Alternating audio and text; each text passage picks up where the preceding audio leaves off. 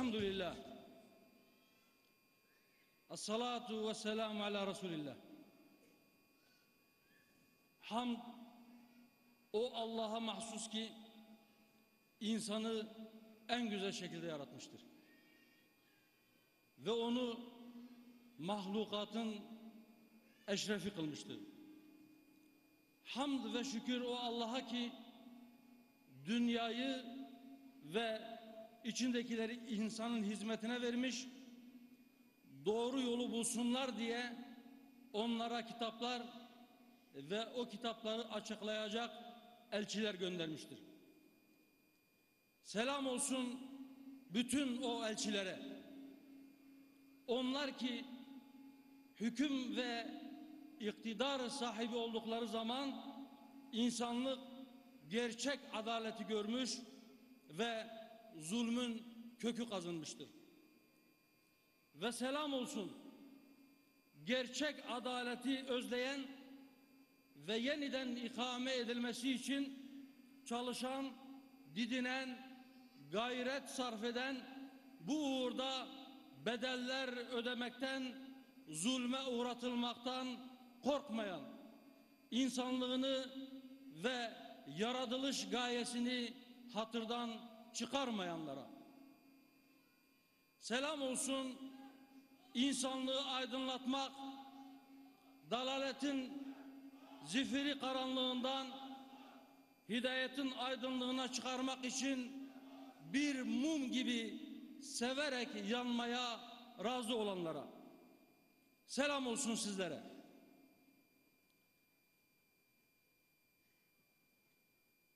Sayın Divan, siyasi partilerin saygıdeğer temsilcileri,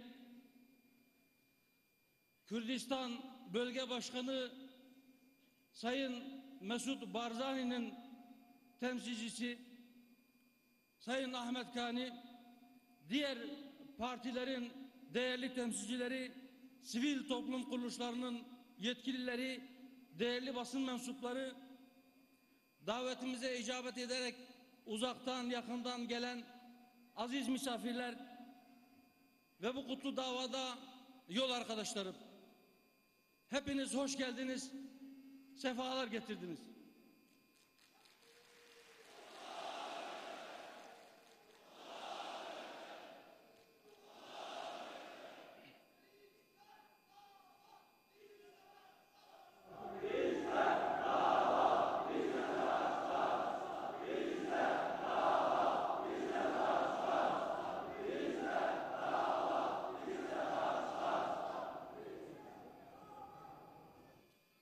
Teşriflerinizden dolayı hepinize ayrı ayrı teşekkür ediyorum. Hürmet ve muhabbetle hepinizi selamlıyorum. Ve burada olmayı çok istediği halde adaletin yeniden tesisine çalıştıkları için paylarına zindan ve muhacerat düşen ve bu nedenle buraya gelemeyen hakperest azizler ve ekranları başında bizleri izleyen dostlar, sizleri de hasretle ve muhabbetle selamlıyorum. Esselamu aleyküm ve rahmetullahi ve berekatuhu. Bu kutlu yolda, bu kervan yürürken şehadetle nasiplenen kardeşlerimi de rahmetle yad ediyorum. Sözlerimin hemen başında Allah'a isyan eden zalimlere itaat etmeyi reddeden, onlardan af dilemeyi zillet sayan, sadece Rahman olan Allah'a muti Bangladeş Cemaat-i İslami Partisi'nin 5 gün önce idam edilen lideri Mutiur Rahman Nizami'nin şehadetini de tebrik ediyorum.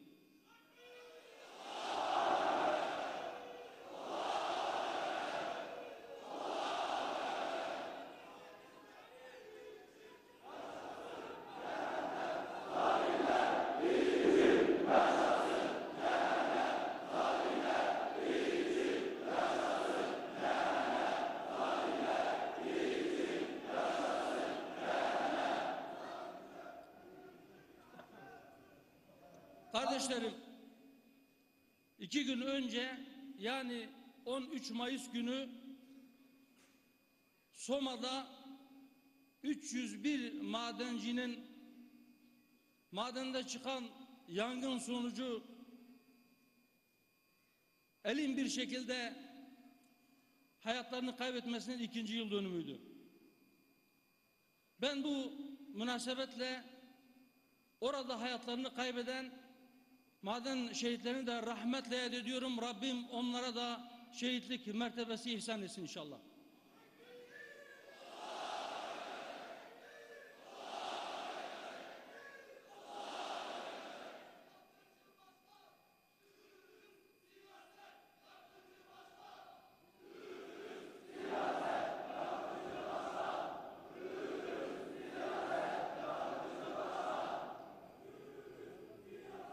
Aziz kardeşler, kıymetli misafirler, bundan 4 yıl kadar önce 11 Mayıs 2012'de Mustazafder'in kapatılmasına ilişkin karar Yargıtay tarafından onanmıştı. Yine 1 Mayıs ayında 2012'de 27 Mayıs'ta Diyarbakır'da, Ahmet'te bir ahde vefa mitingi tertiplemiştik. O gün kurucu başkanımız, değerli kardeşim Hüseyin Yılmaz siyasi hareketimizi ilan etmişti. Ve nihayet 19 Aralık 2012 günü partimiz resmiyet kazanmıştı. Partinin resmiyet kazanmasından 6 ay kadar sonra 30 Haziran 2013 günü kurucu üyelerimizle gerçekleştirdiğimiz 1. Olağan Kongre'de bu şerefli görevi, genel başkanlık görevini devralmıştık.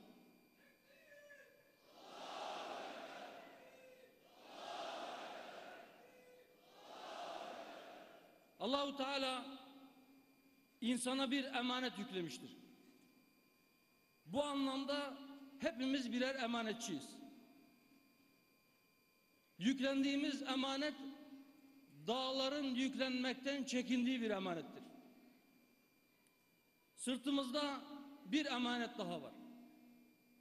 Özellikle parti yönetimini teslim ettiğiniz, temsil makamına oturttuğunuz bu kardeşlerinize siz bir yük daha yüklediniz. Bu zayıf omuzlar dağların yüklenmekten çekindiği emanetin üzerine bir de bu temsil emanetini yüklenmiş oldu. Allah yar ve yardımcımız olsun.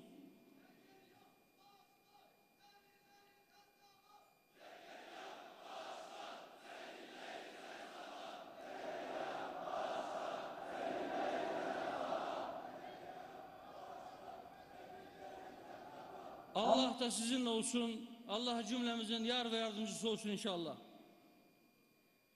Ekip arkadaşlarımla beraber elimizden gelenin en iyisini yapmaya çalışarak bugüne geldik. Belki Hüdapar'ın görünen yüzleri olarak perdenin önünde ben ve birkaç arkadaşım görünür olduk.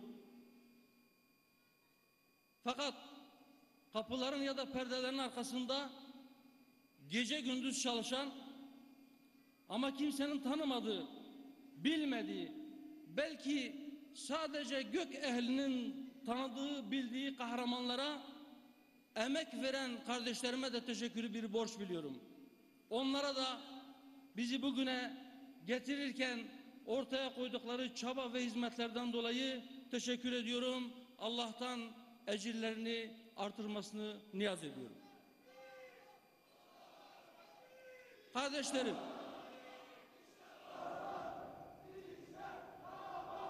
bugün 2. olağan kongremizi gerçekleştiriyoruz. Büyük kongre delegelerimiz eğer kabul eder, uygun görürse ve elbette Rabbimin dilemesiyle bir dönem daha bu ağır sorumluluğu taşıma, bu şerefi görevi yerine getirme noktasında parti içinde yapmış olduğumuz istişarelerde yine arkadaşlarım bu görevi benim yürütmem noktasında bir talepte bulundular. Bir mutabakat oluştu. Anlaşılan o ki bir dönem daha bu ağır yükü bu zayıf omuzlar taşımak zorunda kalacak.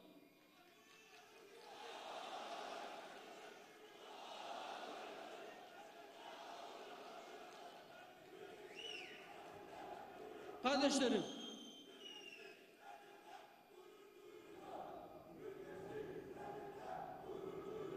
aziz kardeşlerim, emanetin özü istikamet üzere kalmaktır. Sırat-ı müstakimde devam etmektir. Adımız Hüdapar'dır. Hüda yani hidayet. Doğru yolu göstermek, bu yola irşad etmek, rehberlik yapmak. Hakkı hak bilip ona tabi olmak, dost doğru bir yola girmek, batılı batıl görüp ondan kaçınmak, batıldan ve delaletten uzaklaşmak. Hüdapar'ın kuruluşundan hemen sonra şöyle dediğimi hatırlıyorum. Partimiz yeni kurulmuş. Kayıtlı üye sayısı da çok fazla olmayan bir parti olabilir. Ama siyaset sahasında özgür ağırlığımız hissedilecektir. Partimizi kurduktan sonra bu geçen 3,5 yıllık dönemde bizleri izleyen insaf ehli bu ağırlığımızı elbette itiraf edecektir. Hüdapar'ın güneşini görenlerin uykusu kaçtı. Dile getirdiğimiz hakikatler birilerini rahatsız etti. Hesaplarını bozdu. Gürültü çıkarmaya, hedef göstermeye, iftiralar atmaya, söylediklerimizi çarpıtmaya başladılar.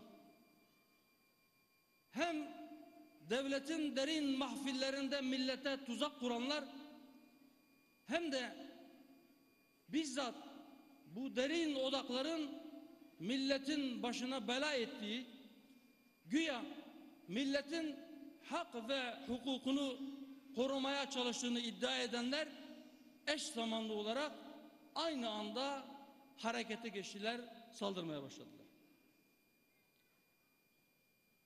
28 Mayıs 2014 günü dar geçitte Mehmet Uğurtay kardeşimizi katlettiler.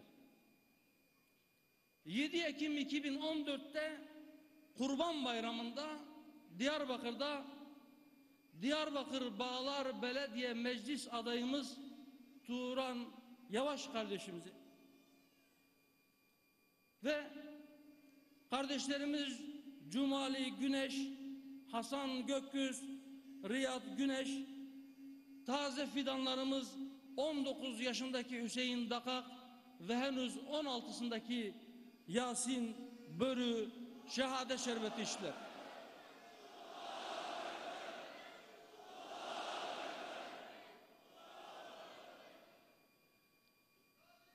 Bu vahşette sırtlananları utandıran olaydan sadece 2 gün sonra 9 Ekim 2014 akşamı evinde uğradığı silahlı saldırı sonrasında Karlova ilçe yöneticimiz Cengiz Tiryaki kardeşimiz hastanede gösterilen bütün çabalara rağmen 20 Ekim günü ruhunu Rahman'a teslim etti. Bu kardeşimizin vefatından 2 gün sonra bu kez 22 Ekim 2014 günü sabah saatlerinde çoluk çocuğuna helalinden rızık getirmek için evinden çıkarken Fethi Yalçın kardeşimiz Karlova'da şehit edildi. 28 Aralık 2014 günü yine sabah saatlerinde bu kez Cizre'de 66 yaşındaki Abdullah Deniz amcamızı katlettiler.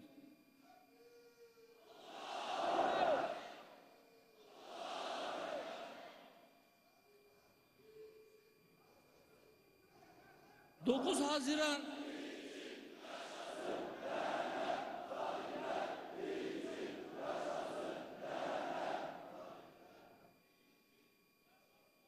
7 Haziran seçimlerinden birkaç gün önce 29 Mayıs 2015 günü İdil'in yani Hezek'in Hanike köyünde, Kozluca köyünde bu kez Cizre ilçe yöneticimiz Mehmet Şerif Şimşek ve İdil Belediye Meclis adayımız Abdülcelil Talayhan kardeşlerimizi şehit ettiler.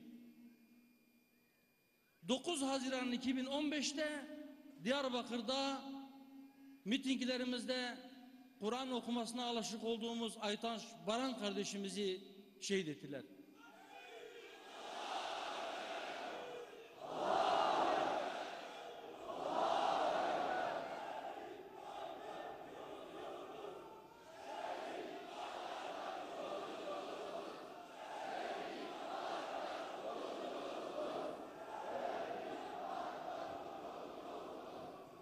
Şehadet mertebesine ulaşmış olduklarını Rabbimizin rahmetinden ümit ettiğimiz bu kardeşlerimizi ve 19 Mart 2015 günü elin bir trafik kazasında kaybettiğimiz yine Karlıova ilçemizin belediye başkan adayı olan Murat Akansu kardeşimi de rahmetle yad ediyorum.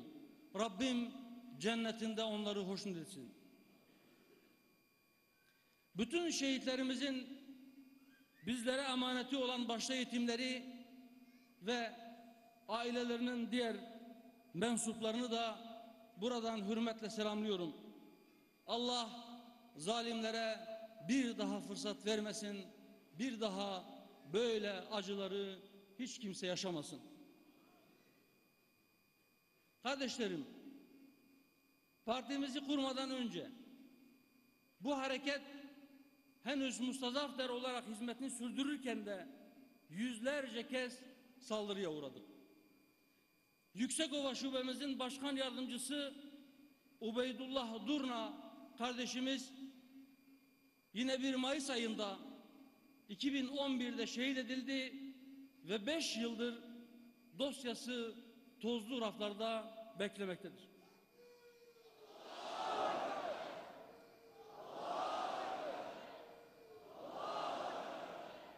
Binalarımıza saldırdılar. Ceylanpınar ilçe binamız açılışından sadece 2 gün sonra Molotof bombasıyla yakılmak istendi. Onlarca binamıza saldırdılar. Sadece 6-8 Ekim tarihlerinde 6 il ve 19 ilçe binamız saldırıya uğradı. Karaman İl Başkanımız uğramış olduğu saldırıda bir gözünü kaybetti. Dicle ilçe başkanımızı kaçırdılar, partimizden istifa etmesi için tehdit ettiler. Bu süreçte 3 ilçe yöneticimiz ve belediye meclislerine aday gösterdiğimiz 3 kardeşimiz şehit edildi. Toplam 15 partilimiz bu dönemde uğramış oldukları saldırılarda hayatlarını kaybettiler. 2 genel başkan yardımcımız, bazı GİK üyelerimiz, bazı il ve ilçe başkanlarımız hakkında davalar açıldı, kendilerine hapis cezaları verildi. Bizzat benim hakkımda soruşturmalar açıldı. İl ve ilçe binalarımıza, hatta genel merkezimize dinleme cihazları yerleştirildi. Toplantılarımız takip edildi. Toplantılarımızı yasa dışı bir şekilde dinleyen polis memurları hakkında yapmış olduğumuz şikayetler sonuçsuz kaldı. Bunun yerine onları suçüstü yakalayan kardeşlerimiz hakkında soruşturmalar açıldı. Yılmadık, yıkılmadık. Muazzam bir direniş, diriliş ve varoluş destanı yazdık. Biz yokmuşuz gibi davranan, önce varlığımıza gözlerini kapatarak varlığımızı inkar eden, daha sonra varlığımıza kast edenler bir netice elde edemeyeceklerini anladılar. İmtihan imtihan büyüyen, şehit şehit dirilen bir dava ölmez. Allah'ın vaadi haktır, o nurunu tamamlayacaktır.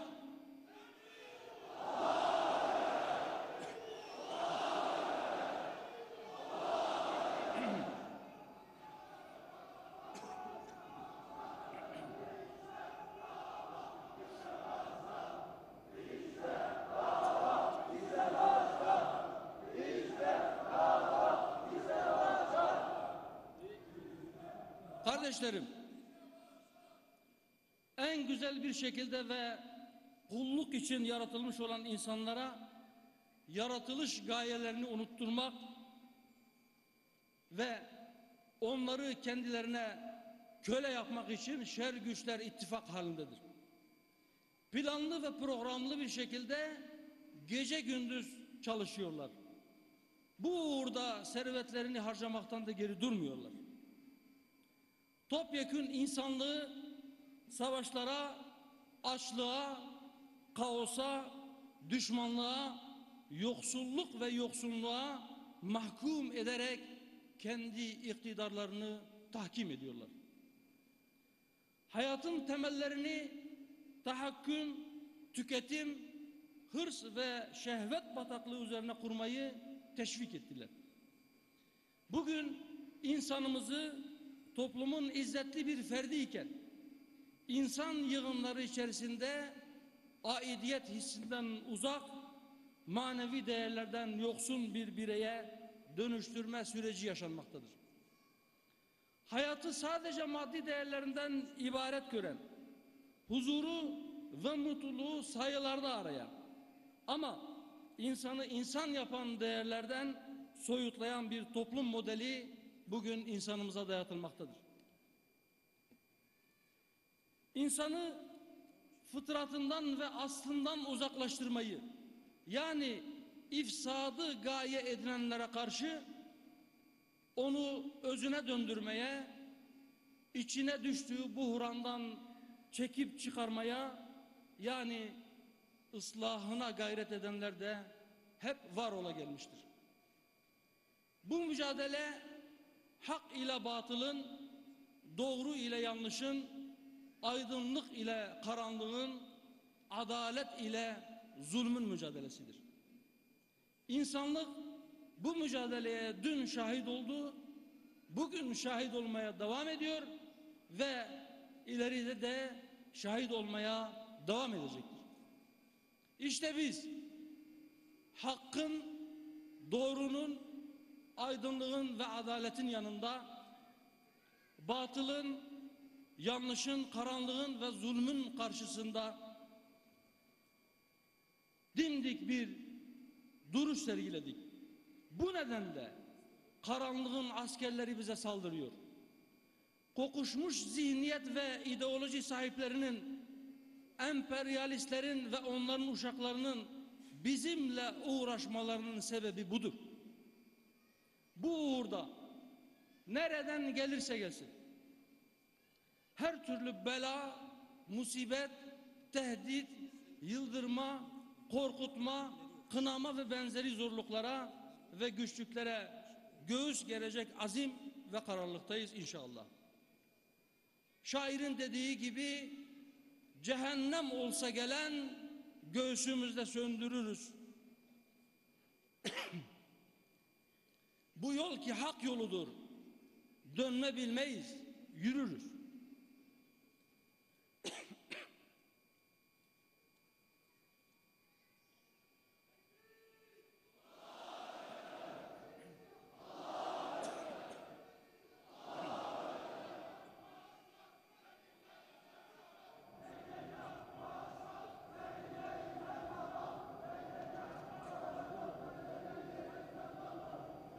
Hakikati söyler, hakkı ayakta tutmak için adil şahitlik yaparız.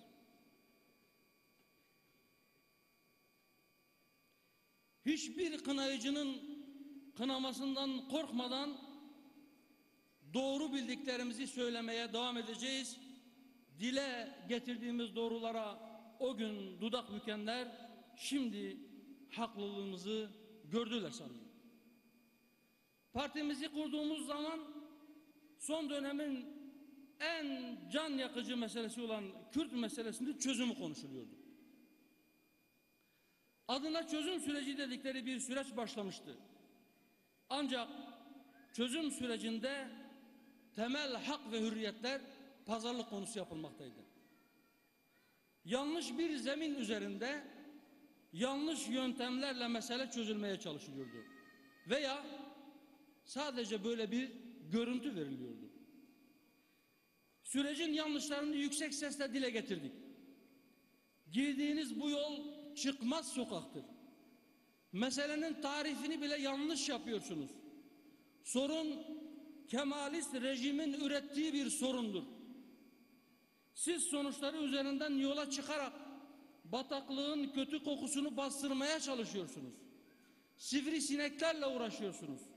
Bataklığı kurutmazsanız bir süre sonra pis kokular tekrar çıkacaktır.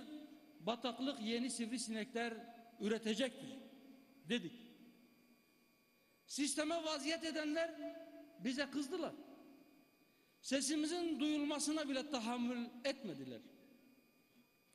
Sistemin ürettikleri ise aynı rejimin daha katı bir şekilde uygulanmasını çare olarak göstermek istediler. İşte sonuç ortada. Keşke adil bir çözüme ulaşılmış olsaydı. Şimdi yine başka yanlışlar yapılıyor. O gün bir tek örgütü bütün Kürtlerin temsilcisi konumunda görenler ve temel hakları pazarlık konusu yapanlar bugün o örgütün ateşinde ilçeleri, şehirleri yakıyorlar. Harabeye çeviriyorlar.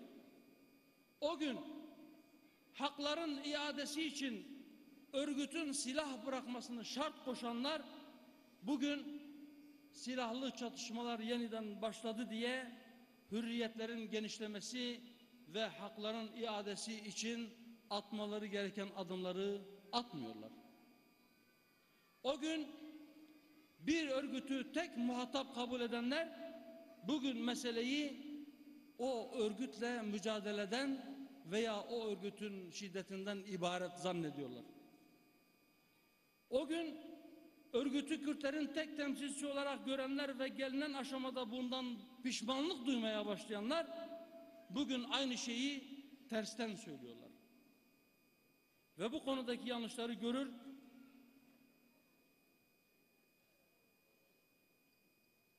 gibi bir görüntü de sergilenmiyorlar. İnşallah gelinen bu aşamada hükümet değişikliğinden sonra en azından gelecek olan yeni hükümetin bu yanlışı görmesi ve meseleyi doğru bir zeminde ele alması, çözüm yolunda hızlı adımlar atmasını temenni ediyoruz.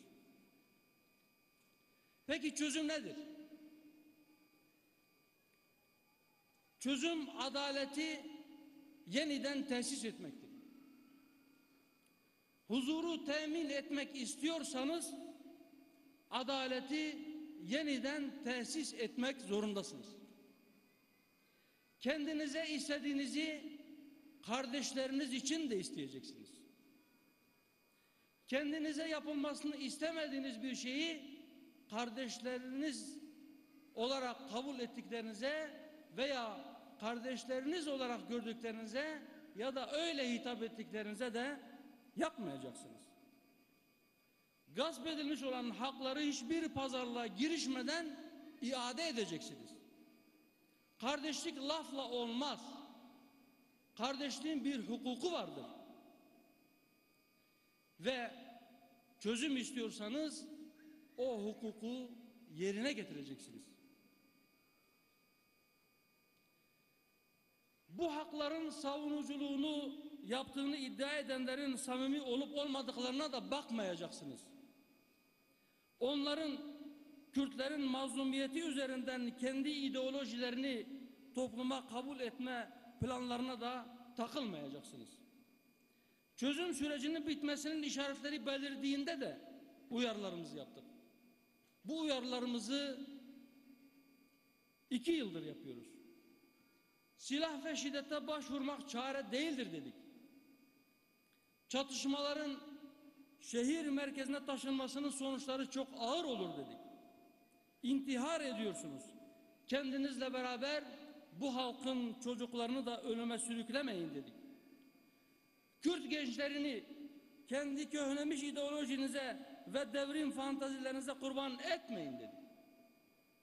Amerika'nın, Rusya'nın ve bazı bölge ülkelerinin vaatlerine de kanmayın. Sizi sopa olarak kullanır, daha sonra bir kenara atarlar dedik, dinletemedik. Şehirler harap oldu. 20 yıl önce köylerini terk etmek zorunda kalan zavallı halk bir kez daha göç etmek zorunda kaldı. Bazı ilçeler kimsesizler mezarlığına döndü. Hatta bu şiddet girdabında ölenlerin bazılarının bir mezarı bile yok. Paramparça oldular. Sur'da enkazın döküldüğü alandan ceset parçaları çıktı. Şu anda da Nusaybin sokaklarından ağır ceset kokuları yükseliyor. Kürt gençlerine adeta, tabirimi mazur görün, mayın eşeği muamelesi yaptılar. Kendilerine yol açmak için onları ölüme gönderdiler. Açmaya çalıştıkları yol da yol olsa, kör şiddetlerine toplumsal zeminde bir gerekçe oluşturmanın yolunu aradılar. Şehir merkezinde tonlarca ağırlıkta bombalar patlattılar. Şimdi köyleri de harap etmeye başladılar. Daha 2 gün önce Diyarbakır'ın Merkez Sur ilçesine bağlı bir köyde kamyon dolusu bir bomba patladı ve bu olayda maalesef 17 kişinin daha öldüğü basına düştü. Ben burada bu elim olayda hayatını kaybeden masumlara Allah'tan rahmet diliyorum. Ailelerine de taziye dileklerimi buradan iletiyorum. Öyle şiddetli bir bomba ki bazı kişilerin kayıp olduğu söyleniyor. Belki parçaları yüzlerce metre öteye fırlamıştır.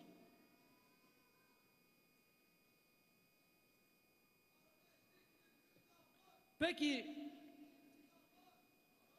ne oldu? Sonuç ne oldu? Kürtlerin haklı ve meşru talepleri o bomba seslerinden dolayı duyulmaz oldu. Şiddetin yeniden tırmanması nedeniyle Kürt meselesi bir kez daha sadece bir asayiş ve şiddet sorununa indirgenmiş oldu. Böyle görülmeye başlandı. Daha önce de söyledim. Buradan bir kez daha söylüyorum. Silahlı örgütün patlayıcılarla, mayınlarla katlettiği her insanın ölümünden, yıkılan her bir binadan hükümet de sorumludur. Bu çatışma ortamı göstere göstere geliyordu. Bu kadar patlayıcı bir günde yerleştirilmedi. Bu kadar silah bir günde dağıtılmadı. Her bir vatandaşının canını, malını korumakla görevli olanlar seyretti. Belki de böyle olmasını istediği için buna zemin hazırladı.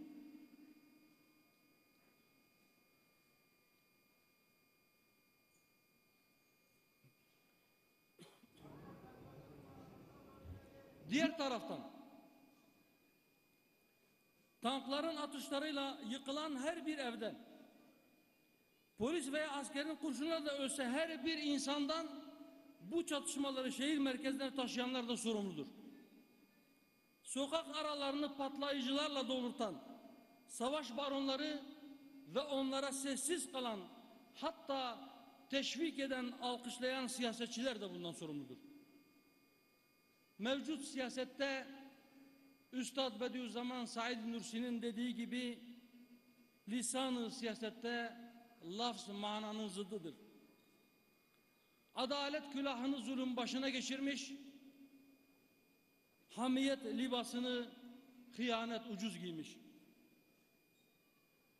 Evet, huzuru temin etmek istiyorsak adaleti tesis etmeliyiz.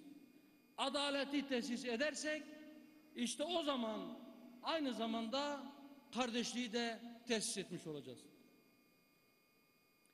Kürt meselesinin sağlıklı bir şekilde ve adalet temelinde çözülmesi için anayasa değişikliği şarttır. Sivil, özgürlükçü, adil ve yerli bir anayasa acil bir ihtiyaçtır. Ki bu ihtiyaç bugün hemen herkes tarafından dile getirilmektedir. Türkiye gibi toplumsal farklılıklara sahip ülkelerde halkın bir arada kardeşçe yaşayabilmesinin meşru ve makul bir tane yolu vardır.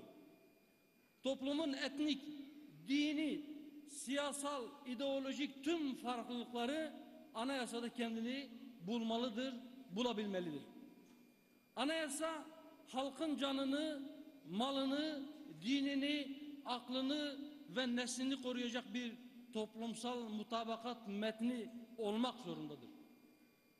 Yeni anayasa rejimin ve devletin çıkarlarını değil, halkının çıkarlarını korumalıdır.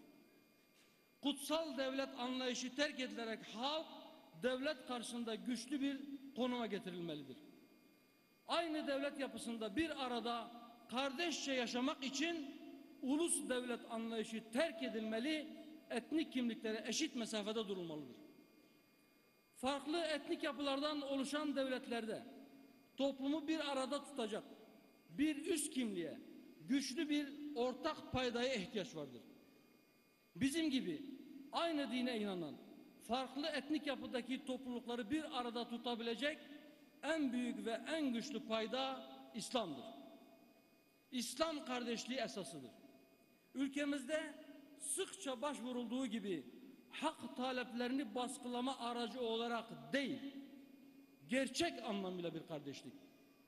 Dikkat edin, bu kardeşlik adalet ile taçlandırılmış bir kardeşlik olmalıdır.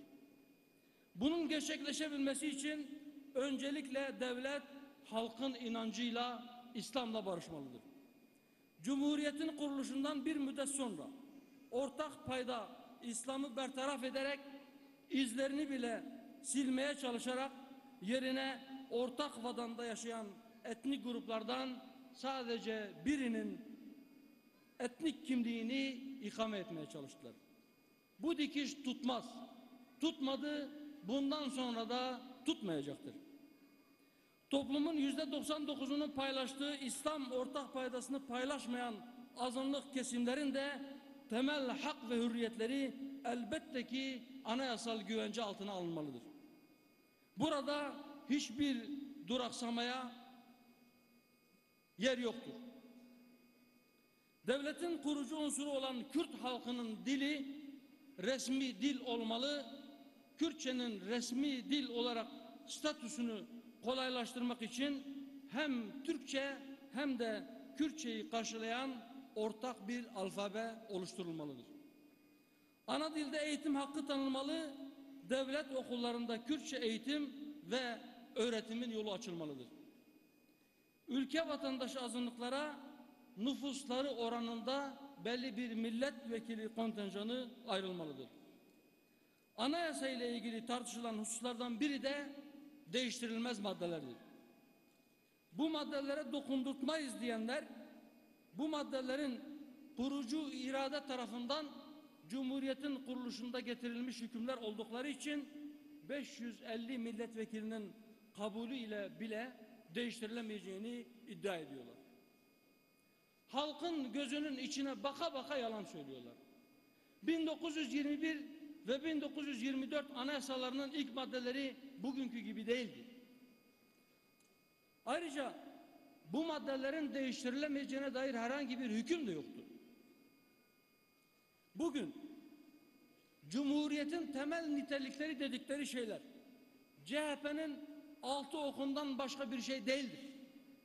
Bunlar da 5 Şubat 1937'de anayasaya girmiştir. 1924 Anayasası'nın 2. maddesindeki devletin dini İslam'dır hükmü 10 Nisan 1928'de anayasadan çıkarılmış, yerine 1937'de CHP'nin 6 oku yerleştirilmiş ve bunlara Cumhuriyet'in temel nitelikleri ismi verilmiştir. Bu niteliklerden bir tanesi laikliktir. 20 gün kadar önce Meclis Başkanı Sayın Kahraman bu konuda bir şeyler söyledi. Ondan sonra koparılan fırtınalar hatıralardadır. Laikçiler işi mukaddesata küfretmeye kadar götürdüler. Kardeşlerim, Dersim katliamı laiklik ilkesinin anayasaya girişinden sonradır. Gayrimüslim azınlıkların mallarına bu tarihten sonra el konulmuştur. 1930'lu yılların sonundan itibaren adım adım vakıf mallarına el konulmuş, 1974 yılında Yargıtay Hukuk Genel Kurulu Türk olmayanların meydana getirdikleri tüzel kişiliklerin yani dernek ve vakıfların taşınmaz mal edinmeleri yasaklanmıştır şeklindeki kararla son noktayı koymuştur. 6-7 Eylül olayları da 1955 yılında meydana gelmiştir. Şimdi hangi vicdan sahibi çıkıp laiklik ilkesi olmazsa gayrimüslimlere hayat hakkı kalmaz, haksızlığa uğrarlar diyebilir? Vicdansızlar söylüyor. Hangi akıl sahibi buna inanır? Biz inanmıyoruz ama inananlar var. Alkol ve uyuşturucu kullanma yaşı ilkokul seviyesine kadar inmiş. Neredeyse yapılan her 4 evlilikten birisi boşanmayla sonuçlanıyor. Zinanın suç olmaktan çıkarılmasından sonra kürtaj sayısı hızla artış göstermiştir. Ahlaki çöküntü toplumu tehdit eder boyutlara ulaşmıştır. Eğitim sendikalarından biri eğitim sisteminin başka bir sorunu yokmuş gibi okullarda cinsi sapıklıkların tanıtımını yapmaya hazırlanıyor. Cezaevleri ağzına kadar dolu. İçeride yer yokluğundan dolayı cezası kesinleştiği halde dışarıda bekleyenlerin sayısı içeride yatanlarınkinden fazla. Milyonlarca dosyada halen mahkemelerde devam ediyor. Ne oluyoruz? Nereye gidiyoruz? Bir taraftan ensesi kalınlar, omzu kalabalıklar her ne yaparsa yanlarına kar kalmakta. Diğer taraftan pek çok masum, ideolojik ve taraflı yargının kurbanı olarak cezaevlerinde yatmaktadır. Toplumun yargıya güveni kalmamış, tarafsızlığına ve adil kararlar verdiğine inanmıyor artık. Önlenebilir iş kazaları ve meslek hastalıkları nedeniyle her yıl 1000'den fazla işçi ölüyor. Binlercesi sakat kalıyor. Bazı patronların gözünde işçilerin bir makine kadar değeri yok. Asgari ücret halen açlık sınırının altında ve buna rağmen asgari ücretliler vergi vermeye devam ediyorlar. Gayri safi milli hasıla artıyor ancak toplumun geniş kesimleri refahtan pay almıyorlar. Küçük esnaf yok olmaya doğru gidiyor. Birbirlerine karşı merhametli, ortak düşmanlarına karşı izzetli olmaları gereken Müslümanlar birbirini boğazlıyor. Bizler koyun gibi bir tutam fazla ot yutmanın hesabını yaparken emperyalistler aç kurtlar gibi saldırıyor. İslam beldelerini ve evlatlarımızı bir bir yutuyor. Bir olup onlara karşı direnmemiz gerekirken basit hesaplarla birbirimizle uğraşıyoruz. İzzetimizi onlara değil birbirimize gösteriyoruz. Emperyalistlerden birinin desteğini yanımıza almayı marifet zannediyoruz ve onların silahlarıyla kardeşlerimizi öldürüyoruz. Bunu uzun süreden beri söylüyoruz. Hiçbir kınayıcının kınamasından korkmadan bundan sonra da söylemeye devam edeceğiz. Bu gerçekleri dile getirmemiz birilerini rahatsız ediyor. Rahatsız olun beyler. Eğer rahatsız olduğunuz şeyler bunlarsa biz sizi rahatsız etmeye devam edeceğiz.